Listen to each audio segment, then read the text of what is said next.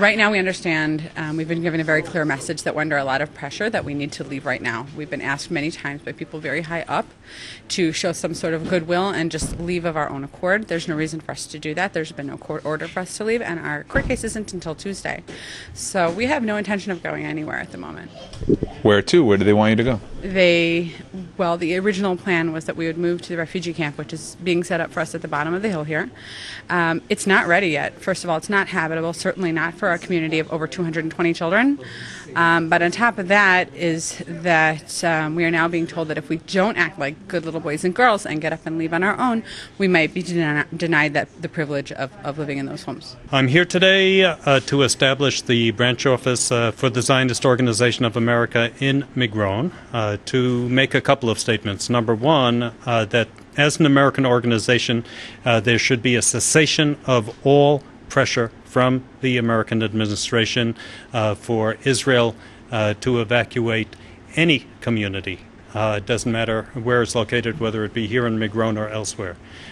Second reason why I'm here is because the alternate sites that have been set up are not yet ready to be occupied by the residents, and therefore this should proceed in an orderly fashion, and there should be no need to evacuate this community now or at the end of the month, only when the alternate site is ready. Migron did actually, through the help of a generous American Zionist donor, purchase a large portion of the land on which Migron sits.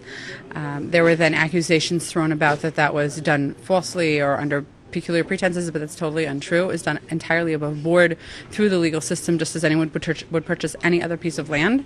And we demand rights to this land that we have purchased. This is, as we were told many, many times, the only democracy in the Middle East, and our democratic right is to live on the land which we have purchased. This should be done in an orderly fashion.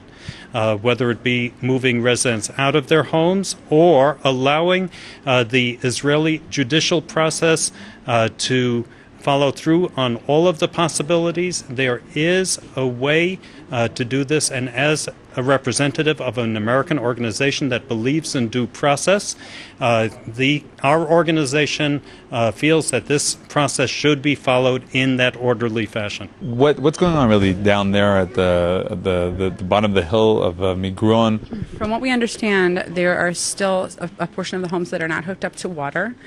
There is no way of working out any sort of security system there, which is definitely something one needs in this area. There is also a severe safety issue going on there. As I said, there's over 220 children here of all ages, and they're used to being able to roam somewhat. And of course, as a parent, I would take any precaution that I could. But there are places with a 2 to 3 story straight drop, that one cannot see from above. You can only see it from below. And for there to be no railing of any sort or that kind of thing, and there are many instances of such safety factors over there that haven't been taken care of. We can't live there. And you're also mentioning the connection, the pressure from America. Where do you see this? How do you see this in the big context of things that we're seeing in international relations, maybe also what's going on with Iran?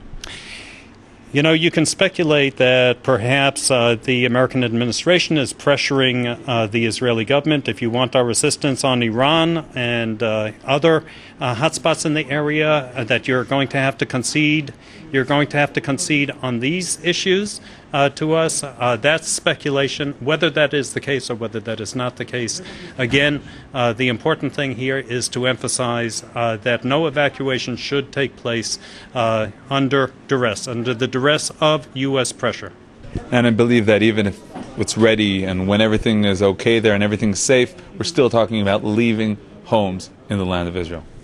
Look, we're talking about a very, very painful process which shouldn't be happening, which shouldn't have to happen, be it from a religious standpoint, a social standpoint, and now definitely a legal standpoint from any angle one would look at it. In a Western, modern democracy, when one purchases land, as long as you're not using it for a zoning clause that would be a problem, which we aren't, you can then live on that land. And the problem is that you're Jews. Right. Jews are apparently not welcome here. Anything we do is then turned around and said that we're doing it wrong. We were told, for example, that there's no Jewish access to the land that we bought, like that we'd be trampling Arab land to get to the Jewish land. So instead of the access path that was there, we had to uncover an old access road. It's been there actually for over a decade. That's 1.5 meters over and worked to clear that. So now we do have the Jewish access. We presented that then to the Army and the courts, who then said, oh, but that road isn't wide enough. Now, it's every bit as wide as the road that's been built at the bottom of the hill. But for them, it's okay. For us, it's not okay. It's a never-ending kind of I'd say logic game, but it's certainly not logical, that we've been playing for quite a long time. This has been over a year of this back and forth.